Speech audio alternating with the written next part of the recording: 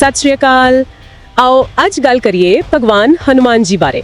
ਮਤਲਬ ਉਹਨਾਂ ਦੇ ਬਹੁਪੱਖੀ ਕਿਰਦਾਰ, ਉਹਨਾਂ ਦੀ ਸ਼ਕਤੀ ਤੇ ਉਹਨਾਂ ਦੀ ਵਿਰਾਸਤ ਬਾਰੇ। ਸਾਡੇ ਕੋਲ ਕਾਫੀ ਕੁਝ ਹੈ ਦੇਖਣ ਲਈ। ਧਾਰਮਿਕ ਗ੍ਰੰਥ ਵੀ ਨੇ, ਕੁਝ ਲੇਖ ਤੇ ਥੋੜੇ ਜਿਹੇ ਤੁਲਨਾਤਮਕ ਅਧਿਐਨ ਵੀ। ਬਿਲਕੁਲ ਜੀ, ਆਪਣਾ ਮਕਸਦ ਇਹੀ ਹੈ ਕਿ ਇਹਨਾਂ ਸਾਰੀਆਂ ਚੀਜ਼ਾਂ ਨੂੰ ਫਰੋਲ ਕੇ ਹਨੂਮਾਨ ਜੀ ਨੇ ਜੀਵਨ ਦੇ ਖਾਸ ਪਹਿਲੂਆਂ ਨੂੰ ਸਮਝੀਏ। ਉਹਨਾਂ ਦੀ ਸ਼ਕਤੀ, ਉਹਨਾਂ ਦੀ ਭਗਤੀ ਤੇ ਉਹਨਾਂ ਦੀ ਕੀ ਕਹਿੰਦੇ ਨੇ ਸੱਭਿਆਚਾਰਕ ਮਹੱਤਤਾ, ਤੇ ਇਹ ਵੀ ਕਿ ਅੱਜ ਵੀ ਉਹਨਾਂ ਦਾ ਕਿਰਦਾਰ ਇੰਨਾ ਪ੍ਰੇਰਣਾਦਾਇਕ ਕਿਉਂ ਹੈ। ਤਾਂ ਸ਼ੁਰੂਆਤ ਕਰਦੇ ਹਾਂ ਉਹਨਾਂ ਦੇ ਕਿਰਦਾਰ ਦੇ ਮੂਲ ਤੱਤਾਂ ਤੋਂ। ਜੋ ਸਰੋਤ ਦੱਸਦੇ ਨੇ, ਲੱਗਦਾ ਹੈ ਜਿਵੇਂ 3 ਮੁੱਖ ਗੱਲਾਂ ਨੇ: ਭਗਤੀ, ਸ਼ਕਤੀ ਤੇ ਨਿਸ਼ਕਾਮ ਸੇਵਾ। ਹਾਂਜੀ ਬਿਲਕੁਲ। ਤੇ ਗੱਲ ਇਹ ਹੈ ਕਿ ਇਹ ਤਿੰਨੇ ਆਪਸ 'ਚ ਜੁੜੇ ਹੋਏ ਨੇ, ਅਲੱਗ ਨਹੀਂ ਹਨ। ਉਹਨਾਂ ਦੀ ਜਿਹੜੀ ਅਥਾਹ ਸ਼ਕਤੀ ਹੈ, ਉਹ ਉਹਨਾਂ ਦੀ ਰਾਮ ਪ੍ਰਤੀ ਜਿਹੜੀ ਅਟੁੱਟ ਭਗਤੀ ਹੈ, ਉਸ ਵਿੱਚੋਂ ਨਿਕਲਦੀ ਹੈ। ਅੱਛਾ। ਤੇ ਇਹੀ ਹੈ ਦਾਸੇ ਭਾਵ ਭਗਤੀ, ਜਿੱਥੇ ਸੇਵਾ ਨਾ ਉਹ ਗੁਲਾਮੀ ਨਹੀਂ ਰਹਿੰਦੀ, ਉਹ ਪਿਆਰ ਦਾ ਇਜ਼ਹਾਰ ਬਣ ਜਾਂਦੀ ਹੈ। ਤੇ ਇੱਕ ਹੋਰ ਗੱਲ, ਇਹ ਤਾਕਤ ਉਦੋਂ ਹੀ ਮਿਲਦੀ ਹੈ ਜਦੋਂ ਹਉਮੈ ਪੂਰੀ ਤਰ੍ਹਾਂ ਖਤਮ ਹੋ ਜਾਂਦੀ ਹੈ। ਵਾਕਈ। ਤੇ ਉਹਨਾਂ ਦੀ ਜਨਮ ਦੀ ਕਹਾਣੀ, ਉਹ ਵੀ ਤਾਂ ਬੜੀ ਦਿਲਚਸਪ ਹੈ। ਸ਼ਿਵ ਦਾ ਅਵਤਾਰ, ਫਿਰ ਵਾਯੂ ਦੇ ਪੁੱਤਰ। ਹਾਂਜੀ, ਤੇ ਉਹ ਬਚਪਨ ਵਾਲੀ ਗੱਲ ਤਾਂ ਬਹੁਤ ਮਸ਼ਹੂਰ ਹੈ, ਜਦੋਂ ਸੂਰਜ ਨੂੰ ਫਲ ਸਮਝ ਕੇ ਮੂੰਹ 'ਚ ਪਾ ਲਿਆ ਸੀ। ਹਾਂ, ਤੇ ਫਿਰ ਉਹ ਸਰਾਪ ਮਿਲਣਾ ਕਿ ਉਹ ਆਪਣੀ ਤਾਕਤ ਭੁੱਲ ਜਾਣਗੇ। ਹਾਂ, ਪਰ ਉਹ ਸਰਾਪ ਵੀ ਦੇਖੋ ਇੱਕ ਤਰ੍ਹਾਂ ਦੀ ਸੁਰੱਖਿਆ ਹੀ ਸੀ। ਸੁਰੱਖਿਆ ਕਿਵੇਂ? ਤਾਂ ਕਿ ਉਹਨਾਂ ਦੀਆਂ ਸ਼ਕਤੀਆਂ ਬੇਲਗਾਮ ਨਾ ਹੋਣ, ਸਿਰਫ ਸਹੀ ਸਮੇਂ ਤੇ ਧਰਮ ਦੇ ਕੰਮ ਲਈ ਹੀ ਵਰਤੋਂ ਵਿੱਚ ਆਣ। ਇਸੇ ਲਈ ਤਾਂ ਫਿਰ ਜਾਮਵੰਤ ਜੀ ਨੂੰ ਯਾਦ ਕਰਾਉਣਾ ਪਿਆ ਸੀ ਉਹਨਾਂ ਨੂੰ। ਅੱਛਾ, ਹਾਂ ਸਹੀ ਗੱਲ ਹੈ। ਤੇ ਬਾਅਦ ਵਿੱਚ ਉਹਨਾਂ ਨੂੰ ਕਈ ਦੇਵਤਿਆਂ ਤੋਂ ਵਰਦਾਨ ਮਿਲੇ, ਜਿਵੇਂ 8 ਸਿੱਧੀਆਂ। ਹਾਂ, ਅਸ਼ਟ ਸਿੱਧੀ, ਜਿਵੇਂ ਸਰੀਰ ਛੋਟਾ ਕਰ ਲੈਣਾ ਜਾਂ ਬਹੁਤ ਵੱਡਾ ਕਰ ਲੈਣਾ। ਬਿਲਕੁਲ। ਅਨੀਮਾ, ਮਹਿਮਾ ਤੇ 9 ਨਿਧੀਆਂ ਵੀ, ਜਿਨ੍ਹਾਂ ਦਾ ਵਰਦਾਨ ਮਾਤਾ ਸੀਤਾ ਨੇ ਦਿੱਤਾ ਸੀ। 9 ਤਰ੍ਹਾਂ ਦੇ ਮਤਲਬ ਖਜ਼ਾਨੇ ਜਾਂ ਖੁਸ਼ਹਾਲੀ ਦੇ ਪ੍ਰਤੀਕ। ਤੇ ਫਿਰ ਰਾਮਾਇਣ ਵਿੱਚ ਉਹਨਾਂ ਦੇ ਕੰਮ, ਉਹ ਤਾਂ ਹੈਰਾਨ ਕਰਨ ਵਾਲੇ ਨੇ। ਸਮੁੰਦਰ ਪਾਰ ਕਰ ਜਾਣਾ, ਲੰਕਾ ਨੂੰ ਅੱਗ ਲਾ ਦੇਣੀ। ਹਾਂਜੀ। ਤੇ ਖਾਸ ਕਰਕੇ ਉਹ ਸੰਜੀਵਨੀ ਬੂਟੀ ਲਈ ਪੂਰਾ ਪਹਾੜ ਚੁੱਕ ਲਿਆਉਣਾ। ਹਾਂ, ਪਰ ਦੇਖੋ ਇਹ ਸਿਰਫ ਤਾਕਤ ਦੀ ਗੱਲ ਨਹੀਂ ਸੀ, ਇਹ ਉਹਨਾਂ ਦੀ ਸੂਝ-ਬੂਝ ਤੇ ਕੀ ਕਹਿੰਦੇ ਨੇ ਵਿਵਹਾਰਿਕਤਾ ਯਾਨੀ ਪ੍ਰੈਗਮੈਟਿਜ਼ਮ ਦਾ ਵੀ ਸਬੂਤ ਹੈ। ਉਹ ਕਿਵੇਂ? ਥੋੜਾ ਹੋਰ ਦੱਸੋੜੇ। ਜਿਵੇਂ ਜਦੋਂ ਰਾਵਣ ਦੇ ਸੈਨਿਕਾਂ ਨੇ ਉਹਨਾਂ ਦੀ ਪੂਛ ਨੂੰ ਅੱਗ ਲਾਈ ਤਾਂ ਉਹ ਰੋਏ ਨਹੀਂ ਜਾਂ ਗੁੱਸੇ 'ਚ ਬੇਕਾਬੂ ਨਹੀਂ ਹੋਏ। ਉਹਨਾਂ ਨੇ ਉਸੇ ਅੱਗ ਨੂੰ ਹਥਿਆਰ ਬਣਾ ਲਿਆ ਤੇ ਪੂਰੀ ਲੰਕਾ ਸਾੜ ਦਿੱਤੀ, ਯਾਨੀ ਮੁਸੀਬਤ ਨੂੰ ਮੌਕੇ ਵਿੱਚ ਬਦਲ ਦਿੱਤਾ। ਕਮਾਲ ਹੈ। ਤੇ ਜਦੋਂ ਸੰਜੀਵਨੀ ਬੂਟੀ ਦੀ ਪਹਿਚਾਣ ਨਹੀਂ ਕਰ ਸਕੇ ਤਾਂ ਉੱਥੇ ਖੜ ਕੇ ਸੋਚਣ 'ਚ ਵਕਤ ਨਹੀਂ ਗਵਾਇਆ। ਸਮਾਂ ਬਚਾਉਣ ਲਈ ਪੂਰਾ ਦ੍ਰੋਣਾਗਿਰੀ ਪਰਬਤ ਹੀ ਚੁੱਕ ਲਿਆ ਹੈ। ਇਹ ਹੈ ਲੋੜ ਮੁਤਾਬਿਕ ਫਟਾਫਟ ਸਹੀ ਫੈਸਲਾ ਲੈਣ ਦੀ ਕਾਬਲੀਅਤ। ਵਾਕਈ ਇਹ ਤਾਂ ਅੱਜ ਦੇ ਜ਼ਮਾਨੇ ਲਈ ਵੀ ਬਹੁਤ ਵੱਡਾ ਸਬਕ ਹੈ। ਸਿਰਫ ਤਾਕਤ ਹੀ ਨਹੀਂ, ਸਗੋਂ ਹਾਲਾਤ ਮੁਤਾਬਿਕ ਸਹੀ ਸਮੇਂ ਤੇ ਸਹੀ ਫੈਸਲਾ ਲੈਣਾ। ਅੱਛਾ, ਇੱਕ ਹੋਰ ਕਥਾ ਬਹੁਤ ਮਸ਼ਹੂਰ ਹੈ, ਜਿੱਥੇ ਉਹ ਆਪਣੀ ਛਾਤੀ ਪਾੜ ਕੇ ਦਿਖਾਉਂਦੇ ਨੇ ਕਿ ਰਾਮ ਤੇ ਸੀਤਾ ਉਹਨਾਂ ਦੇ ਦਿਲ ਵਿੱਚ ਵਸਦੇ ਨੇ। ਹਾਂ, ਇਹ ਕਥਾ ਬਹੁਤ ਪ੍ਰਚਲਿਤ ਹੈ, ਭਾਵੇਂ ਇਹ ਮੂਲ ਵਾਲਮੀਕੀ ਰਾਮਾਇਣ ਵਿੱਚ ਸਿੱਧੇ ਤੌਰ ਤੇ ਨਹੀਂ ਮਿਲਦੀ। ਓ ਅੱਛਾ। ਹਾਂਜੀ, ਪਰ ਲੋਕ ਮਨ ਵਿੱਚ ਇਹ ਭਗਤੀ ਦਾ ਸਭ ਤੋਂ ਸ਼ਕਤੀਸ਼ਾਲੀ ਪ੍ਰਤੀਕ ਬਣ ਗਈ ਹੈ। ਇਹ ਦਰਸਾਉਂਦੀ ਹੈ ਕਿ ਲੋਕਾਂ ਨੇ ਭਾਵਨਾਤਮਕ ਸੱਚਾਈ ਨੂੰ ਕਿਵੇਂ ਅਪਣਾਇਆ। ਇਹ ਪੂਰਨ ਸਮਰਪਣ ਹੈ, ਮਤਲਬ ਭਗਤ ਤੇ ਭਗਵਾਨ ਪੂਰੀ ਤਰ੍ਹਾਂ ਇੱਕ ਹੋ ਗਏ ਨੇ, ਜਿਵੇਂ ਦਿਲ ਹੀ ਰੱਬ ਦਾ ਘਰ ਬਣ ਗਿਆ ਹੋਵੇ। ਸ਼ਾਇਦ ਇਸੇ ਲਈ ਉਹਨਾਂ ਨੂੰ ਸੰਕਟ ਮੋਚਨ ਕਹਿੰਦੇ ਨੇ, ਮੁਸੀਬਤਾਂ ਦੂਰ ਕਰਨ ਵਾਲੇ। ਬਿਲਕੁਲ, ਸੰਕਟ ਮੋਚਨ ਇਸੇ ਕਰਕੇ ਕਿਉਂਕਿ ਉਹਨਾਂ ਨੇ ਰਾਮਾਇਣ ਵਿੱਚ ਕਈ ਮੁਸ਼ਕਲਾਂ ਹੱਲ ਕੀਤੀਆਂ। ਤੇ ਚਿਰੰਜੀਵੀ ਵੀ, ਯਾਨੀ ਕਿ ਅਮਰ। ਹਾਂ ਜੀ, ਚਿਰੰਜੀਵੀ ਭਗਵਾਨ ਰਾਮ ਦੇ ਵਰਦਾਨ ਕਰਕੇ ਮੰਨਿਆ ਜਾਂਦਾ ਹੈ ਕਿ ਉਹ ਕਲਯੁਗ ਦੇ ਅੰਤ ਤੱਕ ਇਸ ਧਰਤੀ ਤੇ ਰਹਿਣਗੇ। ਇਸੇ ਲਈ ਤਾਂ ਸ਼ਰਧਾਲੂ ਉਹਨਾਂ ਨੂੰ ਅੱਜ ਵੀ ਆਪਣੇ ਨੇੜੇ ਹਾਜ਼ਰ ਨਾਜ਼ਰ ਮਹਿਸੂਸ ਕਰਦੇ ਨੇ। ਤੇ ਗੋਸਵਾਮੀ ਤੁਲਸੀਦਾਸ ਜੀ ਦੀ ਹਨੂਮਾਨ ਚਾਲੀਸਾ ਨੇ ਤਾਂ ਫਿਰ ਉਹਨਾਂ ਦੀ ਪੂਜਾ ਨੂੰ ਕਰ ਤੱਕ ਪਹੁੰਚਾ ਦਿੱਤਾ। ਅਸੀਂ ਜ਼ਿਆਦਾਤਰ ਭਾਰਤੀ ਸੰਦਰਭ ਦੀ ਗੱਲ ਕੀਤੀ, ਪਰ ਕਹਾਣੀਆਂ ਤਾਂ ਸਫ਼ਰ ਕਰਦੀਆਂ ਨੇ ਨਾ। ਇਹ ਦੇਖਣਾ ਵੀ ਦਿਲਚਸਪ ਹੈ ਕਿ ਦੂਜੇ ਸੱਭਿਆਚਾਰਾਂ ਵਿੱਚ ਹਨੂਮਾਨ ਜੀ ਦਾ ਕਿਰਦਾਰ ਕਿਵੇਂ ਬਦਲਿਆ। ਜਿਵੇਂ ਸੁਣਿਆ ਹੈ ਥਾਈਲੈਂਡ ਵਿੱਚ। ਹਾਂ ਬਿਲਕੁਲ, ਥਾਈ ਰਾਮਾਇਣ, ਜਿਸ ਨੂੰ ਰਾਮਾਕੇਨ ਕਹਿੰਦੇ ਨੇ, ਉਹਦੇ ਵਿੱਚ ਹਨੂਮਾਨ ਜੀ ਬ੍ਰਹਮਚਾਰੀ ਨਹੀਂ ਹਨ। ਉੱਥੇ ਉਹਨਾਂ ਦਾ ਪਰਿਵਾਰ ਵੀ ਦਰਸਾਇਆ ਗਿਆ ਹੈ। ਸੱਚੀ? ਇਹ ਤਾਂ ਬਿਲਕੁਲ ਵੱਖਰੀ ਗੱਲ ਹੋ ਗਈ। ਹਾਂਜੀ। ਇਸੇ ਤਰ੍ਹਾਂ ਚੀਨ ਦੇ ਮਿਥਿਹਾਸ ਵਿੱਚ ਇੱਕ ਪਾਤਰ ਹੈ ਸਨ ਵੁਕੋਂਗ, ਬਾਂਦਰ ਰਾਜਾ। ਉਹਦੇ ਨਾਲ ਵੀ ਹਨੂਮਾਨ ਜੀ ਦੀ ਤੁਲਨਾ ਕੀਤੀ ਜਾਂਦੀ ਹੈ। ਅੱਛਾ, ਉਹਨਾਂ ਵਿੱਚ ਕੀ ਸਮਾਨਤਾਵਾਂ ਨੇ? ਕਈ ਨੇ, ਜਿਵੇਂ ਬਹੁਤ ਜ਼ਿਆਦਾ ਸ਼ਕਤੀ, ਰੂਪ ਬਦਲ ਲੈਣਾ, ਪਰ ਸ਼ਖਸੀਅਤ ਬਿਲਕੁਲ ਵੱਖਰੀ ਹੈ। ਹਨੂਮਾਨ ਜੀ ਭਗਤੀ ਤੇ ਵਫਾਦਾਰੀ ਦਾ ਪ੍ਰਤੀਕ ਨੇ, ਜਦਕਿ ਸਨ ਵੁਕੋਂਗ ਥੋੜਾ ਬਾਗੀ ਤੇ ਸ਼ਰਾਰਤੀ ਕਿਸਮ ਦਾ ਹੈ। ਇਹ ਫਰਕ ਦਿਖਾਉਂਦਾ ਹੈ ਕਿ ਕਿਵੇਂ ਇੱਕੋ ਕਹਾਣੀ ਵੱਖ-ਵੱਖ ਸੱਭਿਆਚਾਰਾਂ ਵਿੱਚ ਜਾ ਕੇ ਉੱਥੋਂ ਦੀਆਂ ਕਦਰਾਂ ਕੀਮਤਾਂ ਮੁਤਾਬਿਕ ਢਲ ਜਾਂਦੀ ਹੈ। ਬਹੁਤ ਦਿਲਚਸਪ। ਤਾਂ ਫਿਰ ਆਖਿਰ ਵਿੱਚ ਜੇ ਅੱਜ ਦੇ ਸਮੇਂ ਲਈ ਸਬਕ ਦੇਖੀਏ, ਹਨੂਮਾਨ ਜੀ ਦੇ ਜੀਵਨ ਤੋਂ ਕੀ ਸਿੱਖਿਆ ਮਿਲਦੀ ਹੈ? ਸਰੋਤਾਂ ਵਿੱਚ ਵਿਵਹਾਰਤਾ, ਨਿਮਰਤਾ ਤੇ ਆਪਣੀ ਅੰਦਰੂਨੀ ਤਾਕਤ ਤੇ ਭਰੋਸਾ ਰੱਖਣ ਦੀ ਗੱਲ ਹੈ। ਬਿਲਕੁਲ, ਇੱਕ ਬਹੁਤ ਵਧੀਆ ਮਿਸਾਲ ਹੈ ਉਹ ਰਾਵਣ ਦੇ ਦਰਬਾਰ ਵਾਲੀ। ਹਾਂ, ਉਹ ਦੱਸੋ। ਜਦੋਂ ਉਹਨਾਂ ਨੂੰ ਬੈਠਣ ਲਈ ਆਸਣ ਨਹੀਂ ਦਿੱਤਾ ਗਿਆ, ਅਪਮਾਨ ਕਰਨ ਦੀ ਕੋਸ਼ਿਸ਼ ਕੀਤੀ ਗਈ, ਤਾਂ ਉਹ ਗੁੱਸੇ ਨਹੀਂ ਹੋਏ, ਸਗੋਂ ਬੜੀ ਸ਼ਾਂਤੀ ਤੇ ਥੋੜੇ ਜਿਹੇ ਹਾਸੇ ਮਜ਼ਾਕ ਨਾਲ ਆਪਣੀ ਪੂਛ ਨੂੰ ਇੰਨਾ ਲੰਬਾ ਕਰ ਲਿਆ ਕਿ ਰਾਵਣ ਦੇ ਸਿੰਘਾਸਨ ਤੋਂ ਵੀ ਉੱਚਾ ਆਸਣ ਬਣ ਗਿਆ। ਵਾਹ, ਕਮਾਲ ਹੀ ਕਰ ਦਿੱਤਾ। ਹਾਂਜੀ, ਸ਼ਾਇਦ ਦੁਨੀਆ ਦਾ ਸਭ ਤੋਂ ਅਨੋਖਾ ਸਿੰਘਾਸਨ ਸੀ ਉਹ। ਇਹ ਸਿਖਾਉਂਦਾ ਹੈ ਕਿ ਕਿਵੇਂ ਔਖੇ ਹਾਲਾਤਾਂ ਵਿੱਚ ਵੀ ਆਪਣਾ ਸਵੈ ਮਾਣ ਬਣਾਈ ਰੱਖਣਾ ਹੈ ਤੇ ਸਕਾਰਾਤਮਕ ਰਵੱਈਆ ਨਹੀਂ ਛੱਡਣਾ। ਬਹੁਤ ਖੂਬ। ਤਾਂ ਅੱਜ ਦੀ ਇਸ ਚਰਚਾ ਤੋਂ ਇਹ ਸਾਫ਼ ਹੋਇਆ ਕਿ ਭਗਵਾਨ ਹਨੂਮਾਨ ਸਿਰਫ ਇੱਕ ਮਿਥਿਹਾਸਿਕ ਪਾਤਰ ਹੀ ਨਹੀਂ ਹਨ, ਸਗੋਂ ਉਹ ਭਗਤੀ, ਬੇਅੰਤ ਸ਼ਕਤੀ ਤੇ ਨਿਰਸਵਾਰਥ ਸੇਵਾ ਦਾ ਇੱਕ ਜਿਉਂਦਾ ਜਾਗਦਾ ਆਦਰਸ਼ ਹਨ ਜੋ ਸਾਨੂੰ ਸਦੀਆਂ ਤੋਂ ਪ੍ਰੇਰਿਤ ਕਰਦੇ ਆ ਰਹੇ ਨੇ। ਹਾਂਜੀ, ਤੇ ਜਾਂਦੇ ਜਾਂਦੇ ਇੱਕ ਵਿਚਾਰ ਸਾਰਿਆਂ ਲਈ ਛੱਡ ਜਾਂਦੇ ਆ। ਜਿਵੇਂ ਅਸੀਂ ਦੇਖਿਆ ਕਿ ਹਨੂਮਾਨ ਜੀ ਦੀ ਕਹਾਣੀ ਵੱਖ-ਵੱਖ ਸੱਭਿਆਚਾਰਾਂ ਵਿੱਚ ਥੋੜੀ ਬਦਲ ਜਾਂਦੀ ਹੈ, ਤਾਂ ਉੱਥੇ ਸ਼ਕਤੀ ਤੇ ਸੇਵਾ ਦੇ ਅਰਥ ਵੀ ਸ਼ਾਇਦ ਥੋੜੇ ਬਦਲ ਜਾਂਦੇ ਹੋਣਗੇ।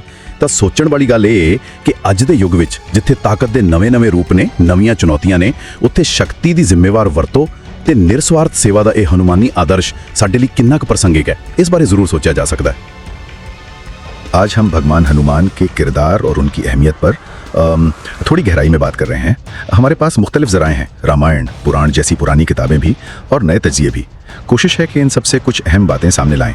जी बिल्कुल, मकसद तो यही है कि हनुमान जी की शख्सियत को समझा जाए, उनकी जो भक्ति है, उनकी शक्ति और वो जो निष्काम सेवा का तसव्वुर है, और ये भी कि इतने अरसे बाद भी आज भी वो इतने अहम क्यों हैं। तो आइए देखते हैं ये चीजें जुड़ी कैसे हैं। जराए तो यही बताते हैं कि हनुमान जी के किरदार में ये तीनों स्तून यानी भक्ति, शक्ति और निष्काम सेवा ये आपस में काफी गुंधे हुए हैं। तो क्या ये कहना ठीक होगा कि उनकी ताकत का जो सरचश्मा है वो असल में उनकी भक्ति है? ये बहुत अहम नुक्ता है। देखिए, उनकी जो बेपनाह ताकत है ना, वो सिर्फ जिस्मानी नहीं है, वो उनकी गहरी अकीदत से और उनकी जो खुदाई विरासत है वहां से आती है। कई रिवायात हैं, जैसे शिव पुराण में जिक्र है कि वो भगवान शिव के 11वें रुद्र अवतार हैं, इसीलिए उन्हें शंकरसून भी कहते हैं। अच्छा। और साथ ही वो वायु देव यानी हवा के देवता, उनके भी बेटे माने जाते हैं, पवन पुत्र।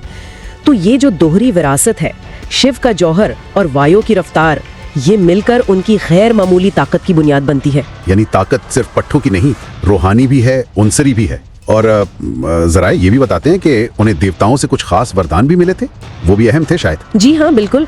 और वो वरदान सिर्फ ताकत बढ़ाने के लिए नहीं थे, वो उनके मिशन के लिए जरूरी थे। जैसे आग और पानी से महफूज रहना, अब लंका जाना था, समुद्र पार करना था, तो ये सलाहियत तो चाहिए थी। सही। या जैसे अपनी मर्जी से रूप बदल लेना, ये भी बहुत काम आया। और फिर वो अष्ट सिद्धि और 9 निधि पर उबूर, उसने तो उन्हें तकरीबन आप कहें नाकाबिले तस्खीर बना दिया था। और इसी ताकत और अज़्म का हमें रामायण में कई जगह मुजाहरा नजर आता है। वो लक्ष्मण जी के लिए संजीवनी बूटी लाने वाला वाकया तो बहुत ही मशहूर है। हाँ, और इस वाकये में सिर्फ ताकत नहीं है, ये नहीं कि बस पहाड़ उठा लिया। जब वो बूटी पहचान नहीं पाए तो पूरा पहाड़ ही उठा लाना, ये उनकी अमलियत पसंदी भी दिखाता है, और ये कि मकसद कितना अहम था उनके लिए, ये खिदमत की इंतहा है। शायद इसीलिए उन्हें संकट मोचन कहते हैं, यानी मुश्किलें दूर करने वाला। ये सिर्फ जिस्मानी मुश्किलें नहीं, बल्कि मसाइल का हल निकालने वाला। बिल्कुल। और इसी बेमिसाल खिदमत और भक्ति के नतीजे में ही तो भगवान राम ने उन्हें चिरंजीवी होने का वरदान दिया, यानी लाफानी। कल युग के आखिर तक उनका जिंदा रहना, ये खुद उनकी अहमियत की एक लाजवाल अलामत है। उनकी भक्ति कितनी शदीद थी, उसकी एक मिसाल वो मशहूर कहानी है। हालांकि वो वाल्मीकि रामायण में नहीं है, कि जब वो अपना सीना चीर कर दिखाते हैं कि दिल में राम और सीता बसते हैं। वो तस्वीर तो आज भी ज़हनों में है। जी हाँ, बिल्कुल। और इसी गहरी जाती अकीदत ने ही उन्हें अवाम में इतनी मकबूलियत दी। फिर गोस्वामी तुलसीदास की हनुमान चालीसा ने तो 16वीं सदी में गोया उन्हें हर घर तक पहुंचा दिया। वो 40 अशार आज भी करोड़ों लोग पढ़ते हैं, हिफाजत के लिए, सुकून के लिए। ये भी दिलचस्प है कि कैसे वक्त के साथ वो रामायण के एक अहम किरदार से बढ़कर खुद एक मरकजी देवता बन गए जिनकी पूजा होती है। और इससे भी ज्यादा दिलचस्प मेरे ख्याल में ये है कि हिंदुस्तान से बाहर उनका किरदार कैसे अपनाया गया और कैसे बदला।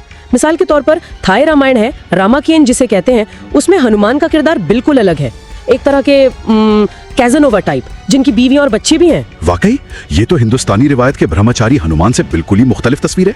कितना फर्क है। जी। और इसी तरह चीन का मशहूर किरदार है सुन वुकोंग, यानी बंदर बादशाह। उसमें भी वैसी ही माफुकुल फितरत ताकतें हैं, लेकिन वो बागी है, जबकि हनुमान मुकम्मल तौर पर वफादार हैं।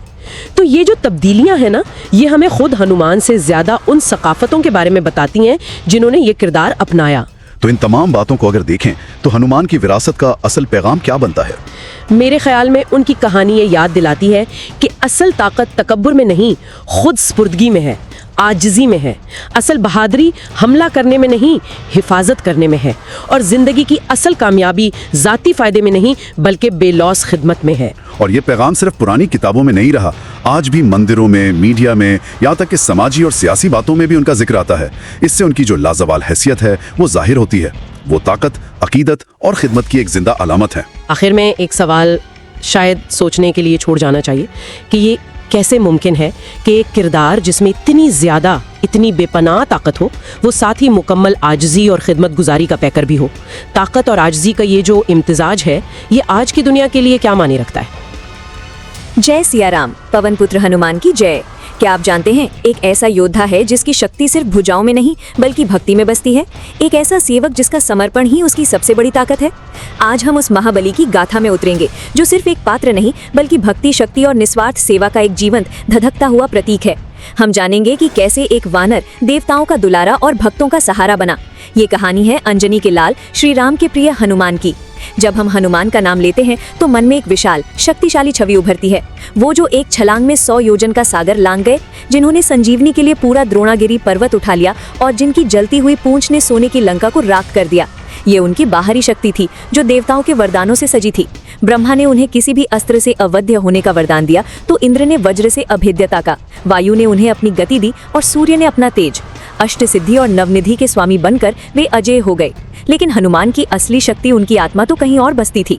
उनकी शक्ति का स्रोत था उनकी भक्ति, श्री राम के प्रति एक ऐसी भक्ति जिसमें कोई शर्त नहीं, कोई मांग नहीं, सिर्फ और सिर्फ समर्पण था। उनका हर कार्य, हर सांस, हर विचार बस अपने प्रभु के लिए था। वो दास्य भाव के शिखर थे, जहाँ सेवक होना कमजोरी नहीं बल्कि सबसे बड़ा सम्मान है। जब उनसे उनकी भक्ति का प्रमाण मांगा गया तो उन्होंने अपना सीना चीर कर दिखा दिया, जहाँ उनके हृदय में केवल सियाराम बसते थे। ये भक्ति की वो पराकाष्ठा थी जहाँ भक्त और भगवान एक हो जाते हैं। और इस भक्ति से जन्म लेती है सेवा, निस्वार्थ सेवा। हनुमान ने जो कुछ भी किया वो राम काज के लिए किया। सुग्रीव को मित्र बनाया, सीता मैया की खोज की, लक्ष्मण के प्राण बचाए। हर काम में उन्होंने खुद को पीछे और अपने स्वामी के उद्देश्य को आगे रखा। उनकी सेवा हमें सिखाती है कि सच्ची शक्ति अहंकार के प्रदर्शन में नहीं बल्कि विनम्रता से कर्तव्य निभाने में है। वो संकट मोचन है क्योंकि वो दूसरों के संकट को अपना मानकर उसे दूर करते हैं। हनुमान सिर्फ एक पौराणिक चरित्र नहीं बल्कि हमारे जीवन का एक आदर्श है। वो हमें सिखाते हैं कि सच्ची शक्ति भक्ति से आती है और सच्ची सफलता सेवा में है। तो अगली बार जब आप किसी चुनौती का सामना करें तो हनुमान को याद कीजिएगा, अपनी पूरी श्रद्धा और शक्ति उस काम में लगा दीजिए और देखिएगा कोई भी सागर आपके लिए छोटा पड़ जाएगा और कोई भी पर्वत आपके रास्ते में नहीं टिकेगा। अगर आपको हनुमान जी की ये गाथा पसंद आई तो इस वीडियो को लाइक करें, अपने दोस्तों के साथ शेयर करें और कमेंट्स में जय बजरंगबली जरूर लिखें। और ऐसी ही प्रेरणादायक कहानियों के लिए हमारे चैनल को सब्सक्राइब करना ना भूलें। याद रखिए, जब मन में राम हो तो हनुमान जैसी शक्ति और समर्पण अपने आप आ जाते हैं। जय हिंद, जय सिया राम।